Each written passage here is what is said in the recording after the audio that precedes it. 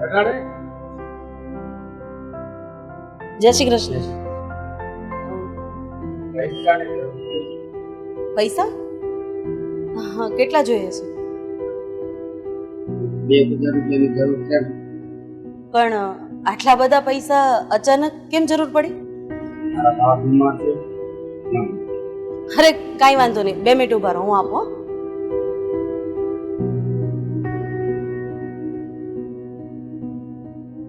આ 2000.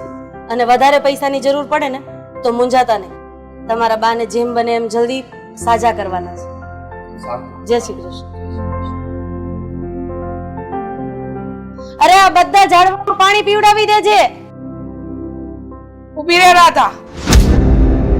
અરે જય શ્રી કૃષ્ણ. જય શ્રી કૃષ્ણ.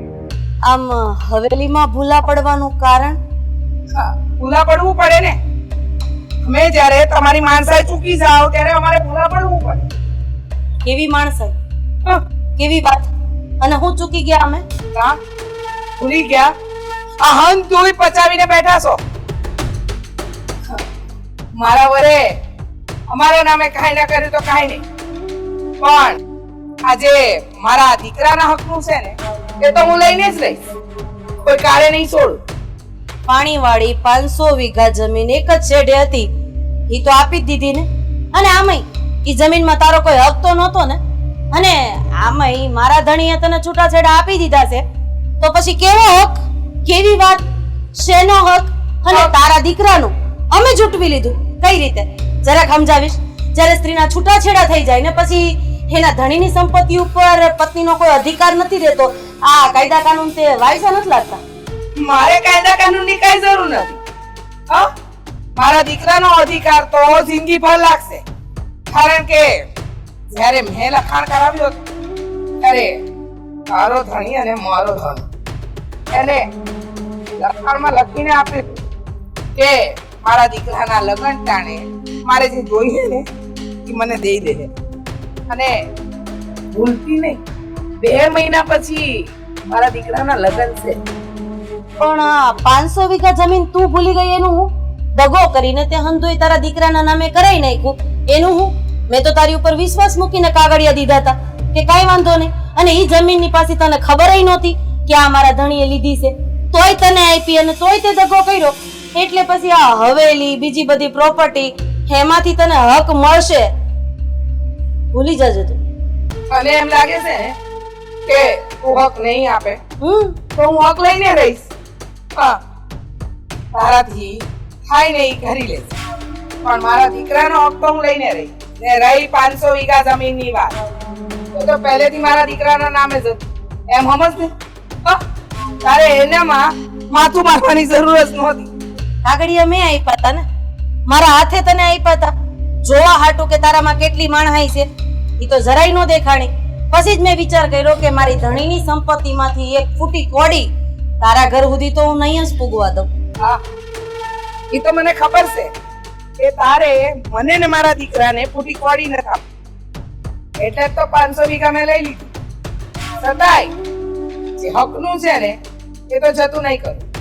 આ હવેલી, ફાધરની જમીન અને બીજું બાપાએ જે જમીનના ભાગ પાડ્યા હતા ને એ તો બાકી જ છે. કઈ વાંધો નહીં. તો તને શું લાગે છે કે હું એ હંધુઈ જતું કરી? કરવું પડશે. આ દિવસના તારા જોવાને, સપના જોવાને એ બંધ કરી. મારે તને આ જ કહેવા દે, પણ બોલાવું તું તારા મોઢે કે આ હવેલીમાંથી, બીજી બધી પ્રોપર્ટીમાંથી, ફાધરની જમીનમાંથી, આ હંધાઈમાંથી તને ભાગ મળશે. યાદ એ તારા જોવાનું બંધ કરી દે તો વધારે સારું. એમ ને? એ તો જોવે છે, સમય બતાવશે કે કોણ થોડા દિવસે સપના અને તારા જોવે છે. મારા દીકરાના હકનું તો હું લઈને રહી. કબૂતરાને ચણ નાખજે, બહુ ઘૂ ઘૂ કરે છે. હા, અને કૂતરાને બટકું રોટલોય નાખજે, બહુ ભાવ ભાવ કરે છે. મફતનું હડપતા તો બહુ સારી રીતે આવડે છે, પણ હડપવા નહીં દો. જેમ ભગવાને તને દીકરો આપ્યો ને એમ મને દીકરો આપ્યો છે, અને મારા દીકરાના હકનું હું તને કેવી રીતે લેવા દઈશ? કઈ વાંધો નહીં, તારાથી જ્યાં વેત ભરાતા હોય ત્યાં ભરી લેજે, જે થાય ઈ કરી લેજે. હવે મારી પાસે જાજી વાત કરવાનો સમય નથી. તાર જેમ નવરા માણા નહીં ને એટલું કરતું. નવરાય તો હું તને થોડે દિવસે બતાવીશ. આ હવેલીમાંથી ટાટિયા બહાર ના કઢાવું ને મારું નામ રીચા નહીં.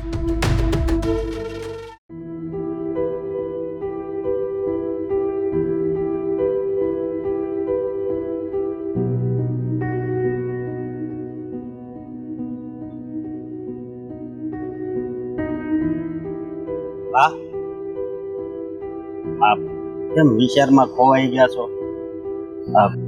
તમે રાધા બાપાએ ગયા હતા? હા, હા હા, તો શું કીધું એને? કઈ વાત થઈ? થઈ ને વાત થઈ બેટા. હા, તો શું કીધું? હવેલીએ જઈ અને પ્રેમથી ન્યાયની વાત કરી કે અમને અમારો ભાગ આપી દો. પણ રાધા તો પહેલેથી જ અવરચંડાઈ કરતી આવી છે. અવળ સંદાય એટલે શું કીધું એને? એને એમ કીધું કે આ હવેલીમાંથી ભાગ નહીં મળે. નહીં મળે તો હા, એને સમજાવાય ને.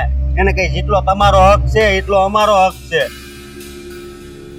અંધુએ કીધું બેટા હકની વાત કરીને જ આવીશું, પણ જે વ્યક્તિને અન્યાય જ કરવો છે એને હક હું ને અન્યાય હું ન્યાય હું એને કાંઈ ફરક નથી પડતો. એને એના હકનું અંધુય જોઈએ છે, પણ આપણા હકનું એને કાંઈ નથી દેવું. એમ થોડું હાલે? કઈ એને કહી દેવાય. આવી રીતે અવળી વાત કરે એમ નો હાલે ને. જેમ મારા બાપુજીના ઈ પત્ની હતા તેમ તમે એના પત્ની જ હતા ને. હા, એ તો એને હું બને જાણીએ છીએ. આખા પંથકને ખબર છે તારા બાપુજીને 2 પત્ની હતા, પણ રાધાને એ વાત ક્યાં મંજૂર હતી? અને એટલે જ તો એ આપણને આપણા હકનું દેતી નથી. અને તારા બાપુએ પણ કોઈ દી આપણા હકનું આપણા નામે ન કરી. આજે એની જ આ બધી ઉપાધિ છે, તો આપણા નામે કરી દીધું હોત ને તો આપણને ઉપાધિ ન હોત. પણ હવે શું કરી શકવાના બેટા? બા, પછી મારા લગ્ન બાકી છે. હા, કિરાણે ને એને આપણી મિલકત જોઈને તો હગાઈ કરી છે એના બાપાએ. તો એને ખબર પડશે તો? તારી હંધી વાત સાચી બેટા, કે એ લોકોએ મિલકત જોઈને જ હગાઈ કરી છે. હક પણ એટલે જ પાકું કર્યું છે. પણ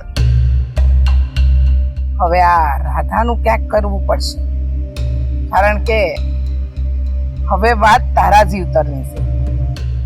મારા સુધી તો મેં હંધું જતું કર્યું. અત્યાર સુધી જે કઈ પણ વાત હતી ને એને મેં પ્રેમથી મારા મતે જવા દીધી. પણ હવે જવા દેવાય એમ નથી, કારણ કે જો હવે જવા દઉં ને તો મારા દીકરાએ ભોગવવું પડે. હવે તારા હકનું અને તારા હિસ્સાનું એ તો હું કોઈ પણ હિસાબે તને લઈને આપી. ઝઘડો કે એવું નહીં થાય ને બા? ઝઘડો કરવો પડે ને તો ઝઘડો બેટા, પણ ન્યાય માટે લડત તો લડી. રાધા જો બધું એકલું પચાવવા માંગતી હોય ને એને નહીં પચાવવા દે, કારણ કે આ વખતે વાત દીકરા તારી છે. મારા હકનું તો મેં ઘણું જતું કર્યું છે, પણ તારા હકનું કેમ જતું કરવું મારે? તમે સમજો છો, હું નથી સમજતા ને. હું તો સવારનો વાત જોતો હતો કે એ આપણને બધા કાગળ આપી દે ને આપણા નામે બધું કરી દે. બેટા, એ આપણા નામે ત્યારે જ આપે જ્યારે એની કોઈ લાલચ હોય. એની લાલચ ન હોય ને, એનો સ્વાર્થ ન હોય ને, એ માણસ કોઈને પાણી ન પીવડાવે. પણ મરતો હોય ને તો એને મરવા દે. પણ ટીપું પાણી ન પીવડાવે. મહેમાની છે આ તારી રાધામાં. હા, આપણે એક કામ કરવી તો હું? આપણે પોલીસ કેસ કરવી. ઈ સામે લગભગ પોલીસ કેસ કરશે. પછી સમાધાન ઉપર આવે એટલે બધું હરખું થઈ જાય ને. તને લાગે છે બેટા કે આપણે પોતાના વ્યક્તિઓની સામે લડત લડી શકીશું? દુનિયા છે ને એ બધાની સામે જીતી શકે, પણ જ્યાં પોતાનાની વાત આવે ને ત્યાં જ બધી ઉપાધિ છે.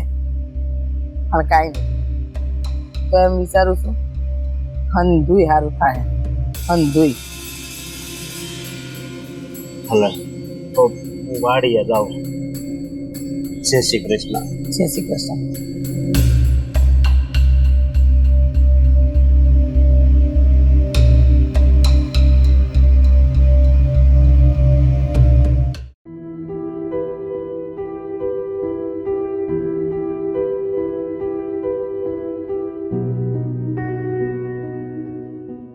રઘુ, હા કેમ અહીંયા ઊભા છો? હા, તારે જ વાટ જોતો તો. મારી હા આ છે ને આપણો સમય બદલાઈ ગયો કેવું? તમને તો ખબર જ છે આપણે ક્યારે મળીએ છીએ. હા, પછી મારે વાડીએ જવું છે. તેમાં આટલું બધું હતાશ થવાની શું જરૂર છે? જે હોય હરખું કયો. મોઢું કેમ પડી ગયું છે? હા, લે આખા કેમ ગયા? કર્યો હવે બોલો શું છે? વાત જ એવી છે ને એટલે. વાત તો જેવી છે એટલે આમાં હું થયું છે? તમે છે ને પાછા મેઇન ટોપિક ઉપર કોઈ દી આવો નહીં. હા, તમને ખબર છે ને ખવાવાળી મંગેતર શું તમારી? તમારે જે હોય ને મને ખુલ્લા મને કહેવાનું હોય. હા, જો મારી વાત સાંભળ. આ મારા બીજા મમ્મી છે ને, બીજા બા, એને આ અમારી મિલકત છે ને. હા, કેટલી મિલકત છે. અને હા, મિલકત છે ને એમાં તમારો મોભો છે હો. હા, તો એ મિલકતની જ વાત છે એટલે જ અરે તને વાત કરવી છે કે એ મિલકતમાંથી એ ભાગ આપવાની ના પાડે છે. શું એટલે આ તમારી ઓલી હવેલી ને એ બધું છે ઈ? હે અહીંયા જોવો ને એમાં ભાગ આપવાની ના પાડે છે.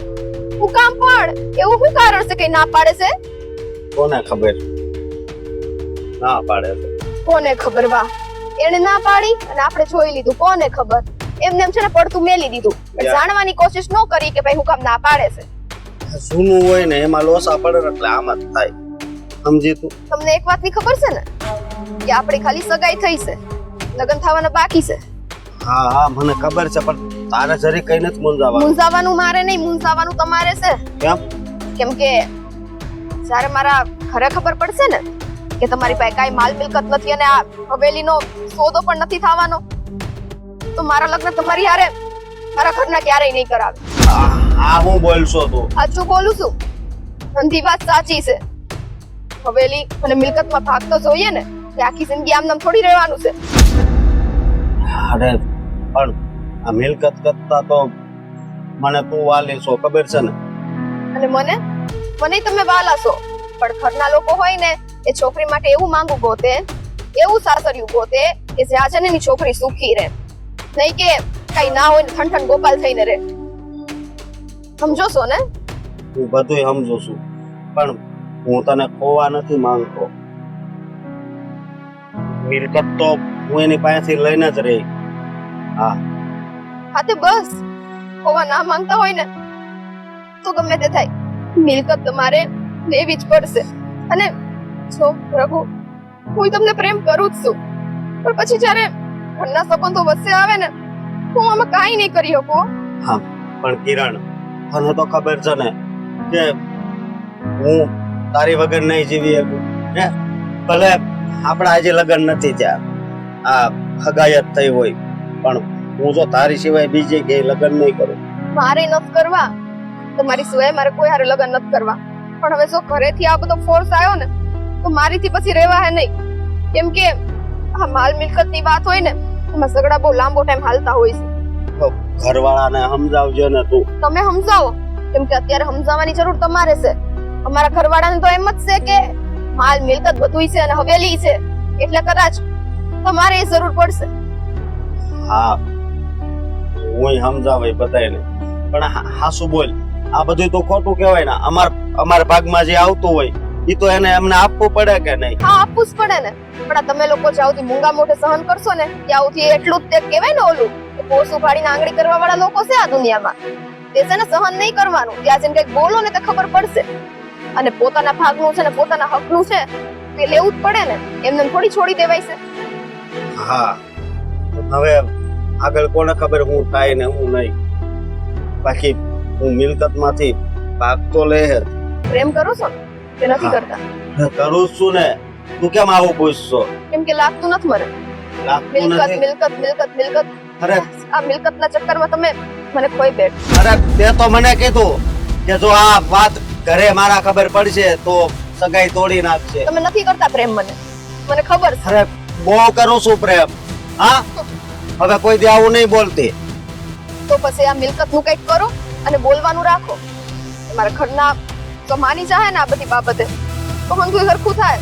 નહીતર ના થવાનું થઈને પૂરે. નહીં, હું ના થવાનું તો નહીં જ થવા દઉં. હું આપણા બેના લગ્ન થાય ને એ માટે જે કરવું પડે એ કરાય. સમજી તું? હા સારું તે હવે વાડીએ જતા હતા ને? હા. હું આ કંસન બેન ને ત્યાં જાઉં છું. આ તો તમને જોયા તે ઊભી રહી ગઈ. ભલે તું જા અને તારું ધ્યાન રાખ. તમે ધ્યાન રાખજો.